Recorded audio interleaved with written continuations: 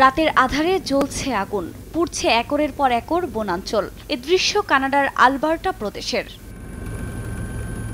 সংশ্লিষ্ট প্রশাসন জানায়, প্রায় এক সপ্তাহ ধরে জ্বলতে থাকা নিয়ন্ত্রণহীন এ আগুনের লেলিহান শিখা গ্রাস করছে সবকিছু। যার নিয়ন্ত্রণে দমকল কর্মীদের বেশ কয়েকটি ইউনিট কাজ করছে, পাশাপাশি ব্যবহার করছে হেলিকপ্টারও। তবে শুষ্ক আবহাওয়ায় আগুন নিয়ন্ত্রণে বেশ বেগ পাচ্ছিলেন তারা। এর মধ্যেই স্থানীয় সময় বৃহস্পতিবার বৃষ্টি হয়, এতেও আগুন পুরোপুরি নিয়ন্ত্রণে আসেনি বলে জানান দমকল কর্মীরা।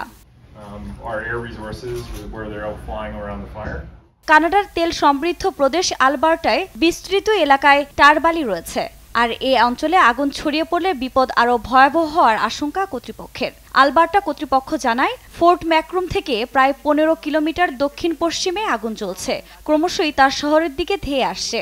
আগুন ও ধোঁয়ার কারণে সঠিক দূরত্ব নির্ধারণ করা যাচ্ছে না, তবে এর মাঝেই আরও বৃষ্টির পূর্বাভাস থাকায় পরিস্থিতি নিয়ন্ত্রণে আসবে বলে আশাবাদী দমকল কর্মীরা। এদিকে ফোর্ট ম্যাক্রুম এলাকা 2016 সালেও ভয়াবহ দাবানলের কবলে পড়েছিল। এছাড়া গেল বছরও ভয়াবহ দাবানল দেখেছে কানাডাবাসী।